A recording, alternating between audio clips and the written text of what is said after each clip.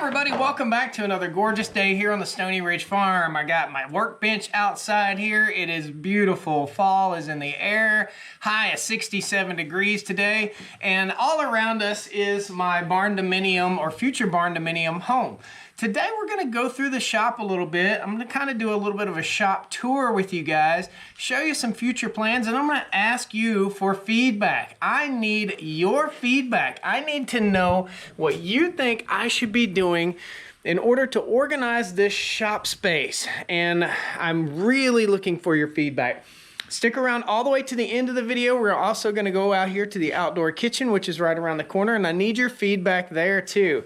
I've got to build this out. I get one chance to do it right, and I know you guys have a lot of valuable information in your head and your minds that you could help me out and give me some great ideas. So come along, let's do a cool shop tour walkthrough of the Stoney Ridge Farm Mega Shop Barndominium, and this is what it is.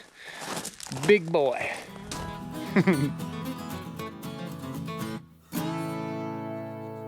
All right, guys, thanks so much for joining me here on the Stoney Ridge. Today is a walkthrough of the shop. This is my 50 deep by 112 foot long shop building. This is a Barndominium home or future Barndominium home. This is going to be where I live, I hope, if the county will give me the permits to do it. Outside of this, we also have the outdoor kitchen, which we put up. All this stuff is timber frame. That is timber frame, true timber frame. And I'll show you a quick tour of that at the end of the video, so be sure you stick around. How do you tell true timber frame? I guess we'll just start from the outside of this building to the inside. So true timber frame doesn't have these metal brackets, you know, holding everything together. This is held together with wood peg joinery. So it's all tongue and groove, wood peg joinery. Very cool. I will post a link to the construction of all of this at the end of this video in case you want to see how the front porch was built and how the outdoor kitchen was built. This has been a huge, monumental undertaking for me. I wanted a big shop. I wanted the last shop I would ever need for my farm and for myself, and this is what I came up with. And I hope it gives you guys some great ideas for your future shop if you're buying a piece of property or you want to build just a big old honking awesome shop. Cool? Let's talk first of all about the concrete on the outside here. Several phases of concrete went on here with this building project. The inside concrete, which was about $78,000. The apron, which is right out here on the front, which is 20 feet long. I went big. I didn't want a 10-foot apron. I wanted a 20-foot so I can park a vehicle, an entire vehicle up there, not half of a vehicle. And in case I ever wanted to use it to wash my car or something like that, I wouldn't be out here in the gravel. We used stamped and textured concrete right here. This was an expensive undertaking. This was around $45,000 just for the concrete right here in front of the shop. We recently finished our concrete piers right here. You can see those. I'll post a link to that video. All these videos, there's so many of them. I'll post links to as many at the end of this video as I can. So much has gone into this. So I think around $45,000 for that and around $40,000 for this, maybe $45,000. This is dyed. If you look close, you'll notice that that is a brighter color than this concrete right here.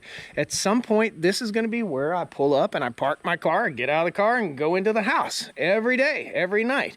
Something we did with every corner on our concrete, and this is something that happens a lot. The corners of your concrete will tend to crack off. This is a rounded corner. We rounded this corner off. However, that concrete goes down almost 3 feet. Okay, we built this out with a bit of a foundation underneath it, because when you run over a corner, and I know you guys have seen it, any little corner, any little piece like that, you run over it or park a car on it. I had a guy up here just yesterday. What did he do? He pulled out to the end out here and he stopped his car and he parked it right on the corner, right? This front right tire right on the corner right there. That cracks and breaks off concrete. So put some thought into your concrete pad for sure and reinforce it. So there's a footing, that was the word I was looking for, all the way around on these concrete pads to keep them from settling so much, to keep them from cracking. We have relief joints cut into them, and to keep the corners from breaking off, we have a footing underneath there. And again, that goes down almost 3 feet. Both corners are like that. Let's go on into the shop here and we'll show you guys what we got. All right, get ready. This is a mess. So this is where my home is going to be. It does not look like where my home would be at all. I built this building, and this is so much great, wonderful food for thought. This building is 24 feet high at the eaves, at the top corner. We wanted it to be tall enough, or I wanted it to be tall enough so that I could put a second story in here, and so I can put a mezzanine all along the back wall. Again, we are 50 deep by 112 foot long. That means each bay is 28 feet. 28 feet to that beam, 28 feet to that beam, and that beam. Very important to know. About 2 weeks ago, we installed the wood stove, and you'll see that here in just a minute. It's a nice Kuma stove. We're also going to put another wood stove right in here. And I say we meaning you and I. So subscribe to the channel because we're going to show you all this, the whole process. So I'm going to build a wall right here, and we're going to have this entire area as an open area. And this is where I'm looking for your input on this. I want to know what you think. Should I keep this as a gigantic open space, or should I segment it off? Where should I put my steps? And my idea is just this. And this is fun. I hope this is fun for you guys. As I walk in the door, I want to have an office space somewhere in here, or a place, a workstation for me to work on my videos and stuff like that. And I want to have a set of steps that go boop, boop, boop, boop, boop, boop, boop, boop, up to the second floor. I also want a set of steps on the outside, and I've already bought the steps for the outside. They're big, heavy steel mezzanine steps that came out of an old factory. This, again, is 50 by 28. So the bottom portion will be 50 by 28. I'll post the square footage right down there. And the top floor will be 50 by 28. I want as much of an open floor plan as I possibly can have. I do not have a wife and kids right now, but I do think sometime in the future, I may have a wife who's had kids, or I may marry somebody and we may have children. So I want the upstairs to be a 3 to 4 bedroom outfit. I want a nice big living room space, and that's why I have these 2 sliding glass doors right here. Where these sliding glass doors exit to will be a huge, beautiful walk around deck out here, which will extend all the way over this way. So not only am I going to finish this portion of the floor on the bottom, I'm going to do an upstairs, and I'm going to extend it out right over top of where our freezers are right here. And we'll talk about freezers again here in a second. So that will be extended out, and this will be a 20 by 20 section for the master bedroom, master bath, and a huge closet. You cannot have enough closet space. I want a big, nice, wonderful open floor plan kitchen, huge closets, nice sized bedroom. I don't need anything extravagant, and 2 smaller bedrooms with a his and hers bathroom in between. I guess I forget what you call that, but I want a bedroom with a bathroom in between, because whomever is either a guest here at the farm, or if I have kids or grandkids, they can come in and they can share their own bathroom, their separate bathroom, and there'll be a half bath up here for guests that just come to the house. So we got a 1 full bath, we got a 2 full bath, we got 3 bedrooms, and we've got a half bath and a big, beautiful kitchen right here, okay? So natural light will come in through there and light up my kitchen. I'll be able to look out those windows right there to see the wonderful view. And stick around to the end, you're gonna see the view, and I'll show you that in just a second. This is a monumental undertaking, and a lot of folks have asked me, why haven't you done this yet? Why haven't you got it done? Because I'm doing it debt-free. I got it paid for. I got the farm paid for. I got everything paid for, and I'm doing it debt-free. I'm trying to not go in debt building my house. I currently live in a 14 by 80 1990 mobile home that I paid $3,500 for. We will do a tour of that very soon. I'll take you guys through. Living in a trailer ain't what you think it is. It's not what you think it is. I gutted it, remodeled it, and it looks like a little cabin inside. It's really, really cool, really, really efficient. My power bill is under $150 a month, and my annual taxes on that thing are $17 a year. That's it. 17 bucks a year. You can't argue with that logic at all. It's a good way to save money and pay your whole place off. So as we walk through, and you guys can see there's a definitive line right here. I sealed this concrete. I did not seal this concrete. This will all have some sort of flooring or stain, acid wash stain on it probably. Now, we're gonna walk on over. Right here, there'll be a wall. There'll be a set of steps that goes up to the master bathroom, and that'll be my master bath and mudroom. It'll go right up into there. If you guys have any other ideas, please let me know. I've also picked up some old school lockers that were saved from a demolition of a school, and I'm gonna put those right down here up against the wall. So when you walk into the shop, you can walk in, take your shoes off, take your boots off or whatever, and not track a bunch of crap into your house. This is gonna be the fun room, okay? Foosball table, wood stove, music. I'll have a little bandstand over there in the corner. Gonna be cool. Any other ideas you guys have, let me know. This is going to be the kitchen for downstairs, the commercial kitchen. I put a roll-up door right here, and I've thought of a lot of stuff. I put a roll-up door in here so that if I was out hunting and I got me a deer, or if I got me a squirrel, or whatever it is that I catch or cook off of the farm, I can bring it right in here, and I've got an old school butcher block. So I've been hitting secondhand stores and yard sales and antique stores and stuff like that to try and buy and find the things that I'm gonna need to finish all this out. I'll have a big 3-bay commercial sink right here. We can pick veggies. This is all about being able to process food right here and bring you guys along. How would you like me to take you in the woods? We go squirrel hunting, get us a couple squirrels and make us some gravy together. I mean, that could be so fun. That's what this is about. Fun, man, fun. Really, just fun. Okay, so right where I'm standing is probably where these freezers are gonna end up being. And I'll take you over here and show you the freezers. Currently, this is where I store all of the farm fresh beef for the farm. And these are the boxes where I'm gonna be shipping out the beef. I've got insulated bags in these boxes, and I'm working on how to do that to make it affordable for folks to buy beef right here off the farm. This is a working farm, okay? So these are my 3 freezers right here, and I've got my cell phone sitting over here. There's something unique right here. This is a Jackery solar generator setup, and this is what I use for my battery bank backup power for my freezers. You gotta think about this. There is a lot of money sitting in these freezers, and there's a huge risk that I'm taking if the power goes out. Let's talk about Jackery real quick. So before we go any further with today's video, I want to talk to you about Jackery, guys. This is the Jackery HomePower 3600 Plus. This is what I rely on to keep my freezers going if the power goes out. This will run your household refrigerator for up to 14 days. A household refrigerator that serves about 3 people. Super cool, uninterrupted power system, easily portable. Just raise that up. You can move it from your garage into your house at any time. I leave it right out here in the shop, plugged up to my freezers, and if the power ever goes off for several hours or several days, I have a backup system. I also have a solar power system for this thing, so I can virtually never ever have to pay for power.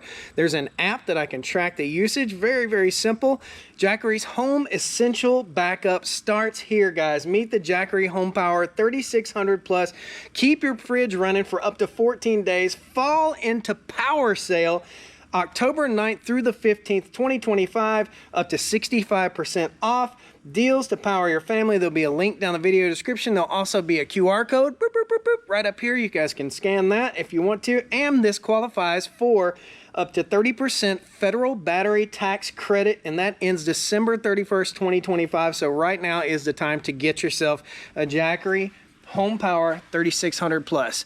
You need backups for your backups. And look at all the money that I've got sitting right here in these freezers. We've got to have a backup system, guys. You cannot rely on being home when the power goes out. This also runs my refrigerators and freezers. I'll show you real quick. You can see we're pulling 198 watts right now. We're going to cut the power to this, and you're going to see uninterrupted, totally uninterrupted. Our input power is 0. We can run, I just saw it say 40 something hours. These freezers don't pull a lot of power, and even your refrigerator probably only pulls 3 to 10 watts when it's just sitting on standby. Might pull 300 to 500 watts while it's running, like your ice maker or something like that. However, if you minimize your usage of your refrigerator, you'll find that something like this will keep you in business for quite some time. You don't have to worry about wasting all that food. It's super easy. It's super good to have something like this. And again, you've got 1, 2, 3, 4 ports up to 3,600 watts. I believe it's up to, I'll post it down here. I think it's 7,200 watts of surge power. So if you got something that surges like a refrigerator, it will still run it. And we've got USB-C as well as USB-A right here. So all you gotta do is click it and turn it on. Cool. We're gonna hook this guy back up, let him charge, and we're good to go. If the power goes out, I've got peace of mind right here, and it switches over seamlessly. Quick. Guys, check it out. Again, there's a link down in the video description, and I'll pin a comment with a link for you too. Jackery HomePower 3600 plus. Let's get back to the video. So we've got enough backup power to run these freezers for days and days and days if the power goes out. Super, super cool. Super happy with that. This will be over there at a certain point in time once I get everything all finished up. I'll probably have a door in between right here, in between the shop and in between the outdoor kitchen and indoor kitchen. Okay, this is the bay. This is going to be my primary bay where I park my vehicle. I put an EV charger plug in here already in case I ever have an EV, or if I'm dating someone who has an EV, which I did date someone who had an EV, and we plugged her car in right here. It was very nice because we don't have EV chargers out here in the country. We up in the country. I think it's smart to have that. Back here on the back wall, this is a gigantic back wall space that I'm going to set up for tools and for tool reviews and to organize all of my tools that I have here on the Stoney Ridge Farm. I need your input. What my thought is right here, and I'm going to just kind of point and shoot. I'm going to tell you, I want to build a 2x6 or 2x4 wall all the way down. Let's just keep walking all the way down here. All the way to about right here. Okay, I want to build this wall all the way from that end all the way to here. So we're talking probably another 28 feet. I'm going to put some stone back here behind my Kuma wood stove. We did just get this installed last week. Very, very cool. Super happy. Kuma wood stoves, you can't go wrong with that. Would you build a workbench all the way across here? Or would you just have a wall and have everything hanging? Or would you do a French cleat system where you could have a modular workbench? And this is what I'm thinking, is to build a French cleat system. If you don't know what that is, it's just basically a cleat where you hang things on the wall. Would I build this all the way across, put a French cleat system in here, and have it adjustable where if I wanted to work at this height or work at this height, I could work at various heights? Would you put 2 gang plugs? I got to think about all this stuff. 2 gang plug boxes. In other words, a plug just like you have in your wall in the house. 1, 2 plug, 1, 2, 1, 2, 1, 2. Or would you put 4 gang boxes? My thought is to do 4 gang. So 4 plugs. I'm going to run 6 different circuits down through here. And if you guys have any input, please let me know. I want to run 6 different circuits down here. I want it well lit. I want to have lighting that I can turn on and off. I want it to be able to feel like be like the surface of the sun right here. I want it to be really, really bright. Do I go for a stationary bench that I can beat the snot out of right here? Or do I go for a modular system? Do you think I should put plugs, plug, plug, and how close should I put them? Should I put them every 5 feet, every 6 feet, every 2 feet, every 3 feet? And food for thought, Should I put those plugs also up underneath? So if there's a bench right here, should I put plugs up top and a plug down below? So every plug up top has one down below. Up top, down below, up top, down below. This is the stuff you've got to think about when you're building a shop like this. I mean, look at this disaster. This is a total mess of a disaster. I got tractors in here sitting on jacks. I mean, it's a disaster right now, and it needs to change, and it is going to change very soon. So you're going to see all this get built out on the shop. I need your input. I do have a crate of awesome Milwaukee gear to hang on the walls here, so we will have similar to a French cleat system on this wall. And I have rolling toolboxes everywhere. My thought is, if I build a workbench high enough, I need to be able to have one that's maybe a little lower, one that's a little bit higher, that I can roll my workbenches or my toolboxes up underneath. Let me show you this real quick so you guys know. So Milwaukee Tool is a sponsor of the channel, or a great partner of the channel. I don't want to say sponsor because they don't pay me, but they're a great partner of the channel, and we're using some of this pack out gear.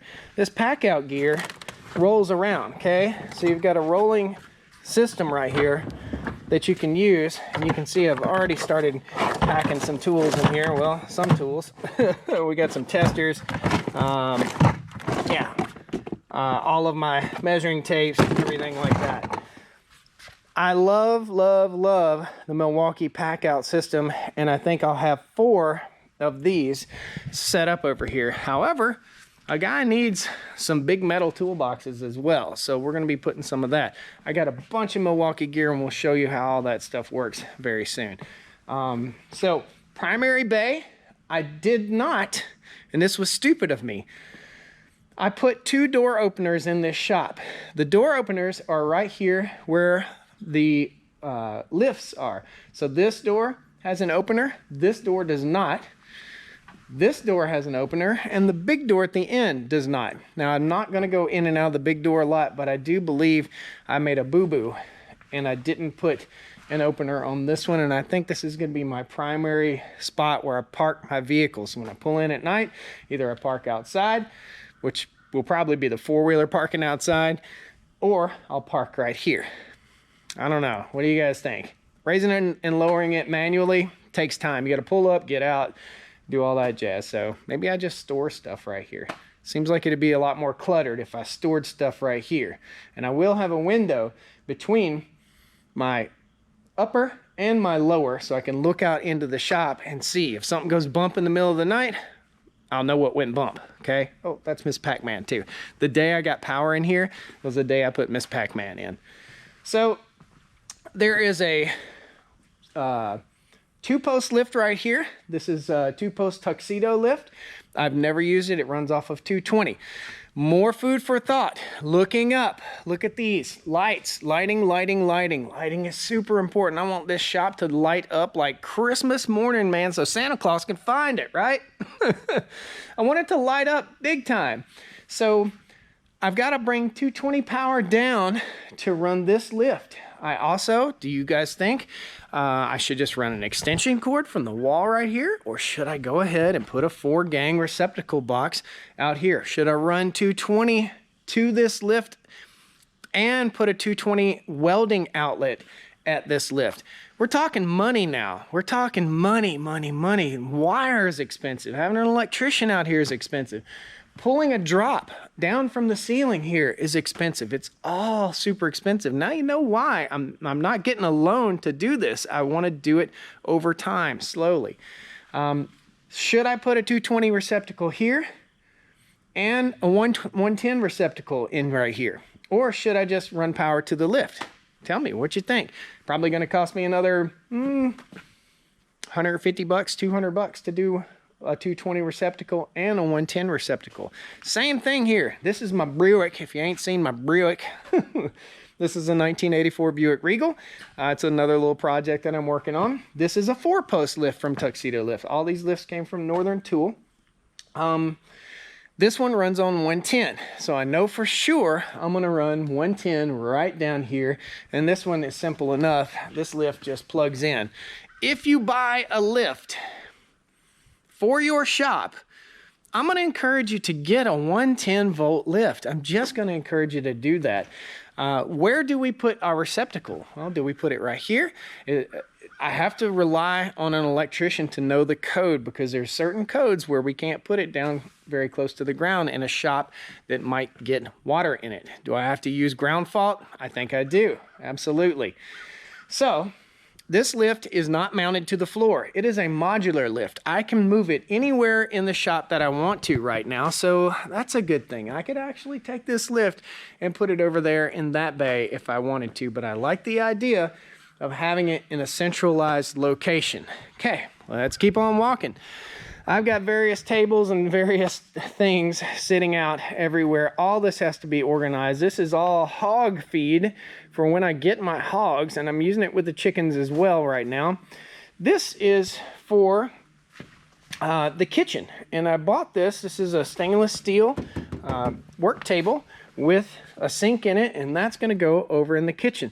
This is going to be gone, but I do need a workbench right here. I think I need a workbench, or should I just park all my toolboxes right here? I like to have something I can beat on right here. So I'm working on the car, I'm doing a little something, I need something to beat on right there. Changing oil, I need something a place to set things. Now, I'm getting ready to put some shelving in here. So I've got 2 rows of shelving that are gonna go right here, and that's on the back of the pickup truck. You'll see it in a future video, and there's also some right over here. The brand is Ironton, and they are heavy duty 8,000 pound capacity shelving units. This lift is 8,000 pound capacity. That means I can put that car on that shelving unit. That's cool, right? Super cool. How do I organize the shelving units? Do I put one this way and one this way and have a walkway through them, in between them? Or do I put shelf, shelf, shelf, shelf, shelf? How do I do that? I don't know yet. I just don't know. I do know I'll have shelving here, and potentially shelving here, but there's not a lot of room to squeeze in.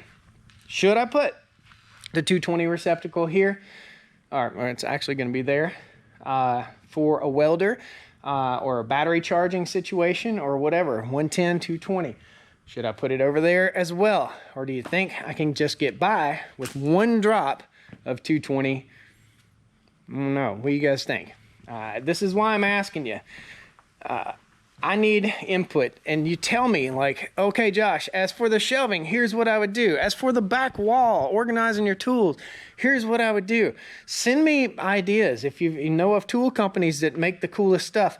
There's one called OmniWall, and I've been talking to those guys. I met them at a hardware show. OmniWall is really cool. They sell that at Northern Tool as well. This is a bunch of stuff.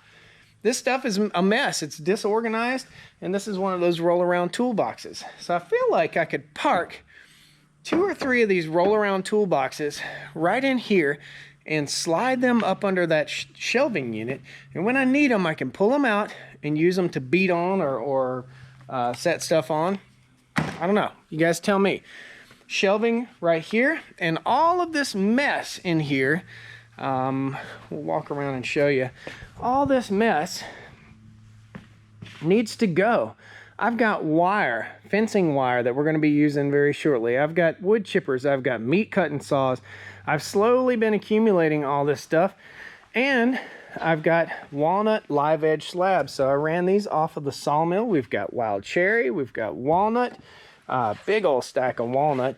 We've got oak, all sorts of stuff, and this is for countertops. By the way, you guys been missing the Willis Jeep? It's right there. That's Popcorn the Willis Jeep, and this is Dad's old 68 Bronco right here, in case you haven't seen it. But that's it. That's Dad's 68 Bronco. Dad won that in a poker game years and years ago. Next thing, I need to buy a cherry picker. What do you guys think about this idea? And I need your feedback on this too. Do I buy a forklift? A small forklift, an electric forklift, or a gas forklift? Or do I buy just a cherry picker? And a cherry picker meaning something to move pallets. So you can see I've got my ag spray sprayer here. I've got several pallets. And what I want to do is get my equipment that's sitting out in the equipment yard in here under dry storage on pallet racking. I want to be able to come in and say I need my tooth bucket. I need to go up grab my tooth bucket, back out, bring it out here, and hook up to the tractor. Things like this don't need to be stored outside. My sawmill is stored outside. It's gonna go right here. It needs to be stored in here. But I need to think about this because this is a catch-all. This is the catch-all building. It's catching everything. I need to be able to store all sorts of things. If you guys know of cool storage ideas, please let me know. Again, a lot of this stuff is gonna have to go. You'll see there's 2 washers and 2 dryers over here. I'm planning so far ahead. I want 2 washers and 2 dryers. I want a washer dryer downstairs in this shop to wash oily rags and stuff like that, dog towels, whatever nasty stuff. And then I want a nice one for upstairs. So my clean clothes, clean like this, don't get messed up with my greasy clothes, right? All right, let's walk outside. I promised you we'd walk around real quick out here. As we continually build all this out, I will take you guys along, and there's some of that shelving also. I've got it in my other shops down at the bottom of the hill too. But this is, again, the mega shop, and the mega shop really needs to be dialed in perfect. Totally dialed in perfect. So let's go outside real quick. Let me know what you think, guys. I know this is a long video walkthrough, but hopefully I'm not losing you here. So let's walk out and we'll show you the outdoor kitchen space, outdoor living space. I don't like to live inside, man. I don't want to live inside. This is my home out here. I eat and sleep in there and watch a little TV at night and maybe a little romance. Who knows? So right here will be the decks I was telling you about. So they will come out and they'll be out here about 16 feet. That's my goal. Either 8 feet or 10 or 16 feet. I want to be able to walk out my door. There's going to be a little wood stove in the corner up top right here. A little pizza cooking stove from Kuma Stoves. I want to be able to walk out, stand on my deck. This is north, as you can tell. This is the north side. It's going to be the cool side. I can come out here in the evening time, sit down a nice cool evening, and look over the entire farm. Can you imagine how pretty the view is up there? That's another 12 feet up. Awesome, awesome view. There is a transformer hidden by some bushes right there. My main power source is right here. We're going to drop wire out, come down, bury it all the way out, and come on down through here. Our septic field's going to be over there. We're going to bury this, come all the way in. By the way, outdoor kitchen, all the way into right here. And you can see I've got a stubbed up 2-inch line right there. I think it's 2-inch. And we're going to have to put some framework in and mount our box right here, our power box. Guys, how do you eat an elephant? One bite at a time. So I'm taking you through and showing you each bite. All right, so there'll be a power box right here. There has to be, and I thought about this ahead of time, there's wiring up here for ceiling fans. I'll probably get me a couple big ceiling fans in here to keep air circulating. This wood underneath here is not stained yet. It does not have a wood preservative on it yet. This wood does have a wood preservative on here. Let me also tell you something, give you a piece of advice.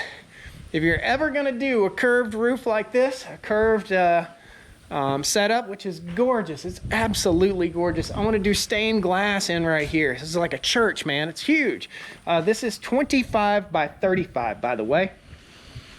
This is the most expensive roof per square foot that you'll ever see. These curved roofs like this are absolutely crazy expensive. That's a lifetime roof. I should never ever have to do anything to it.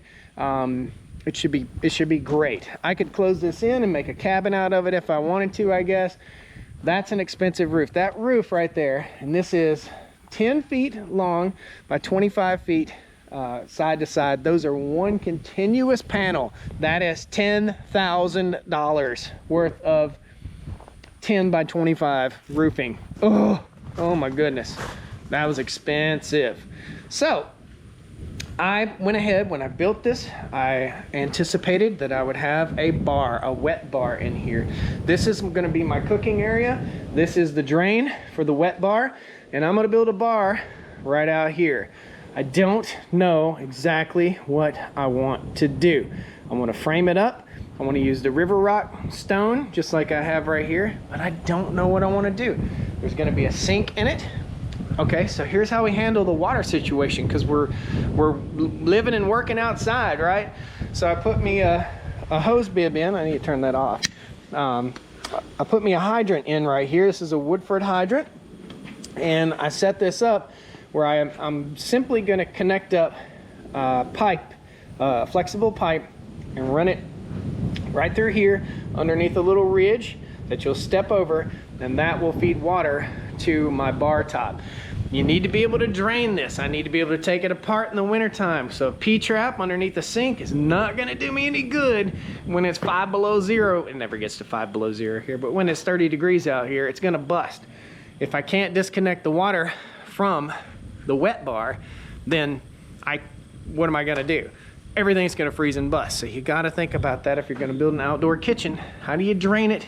How do you keep it from freezing and busting? Okay?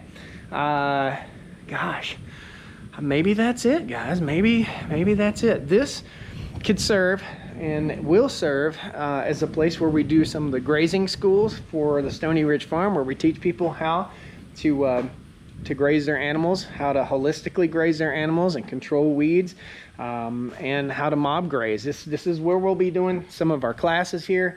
As soon as I can pull it all together. This is a monumental undertaking, and I just want to share all this with you guys.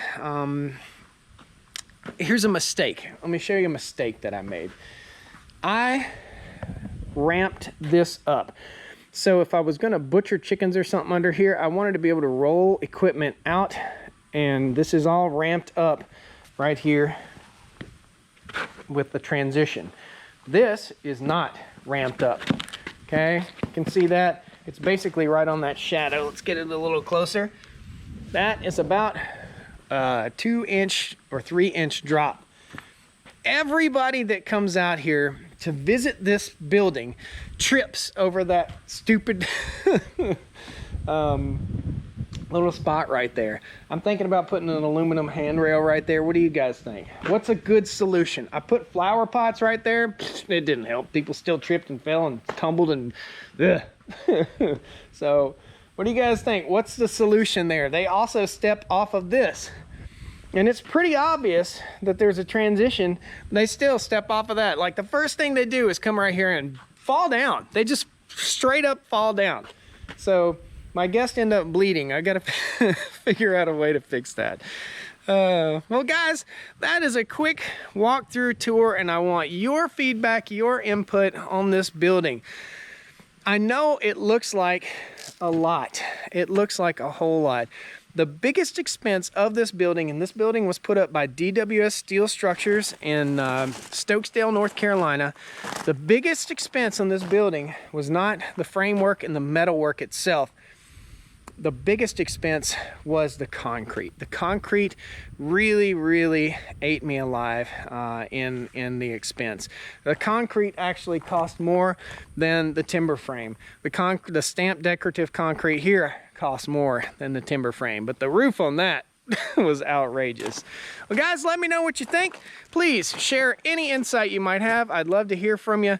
Thank you so much. I know this is a little long-winded, but what a fun time taking you through the shop, seeing all the junk I got laying around, and hopefully all that junk will be cleaned up soon, and we'll start progressing through this. So anytime you have an idea, please share it with me. Thank you guys so much. We'll see you next time on the Stoney Ridge. Woo! Come on down to the Stoney Ridge. Bring your wife and bring your kids. We're living life pure and sweet. That's the way it's supposed to be, Stoney Ridge.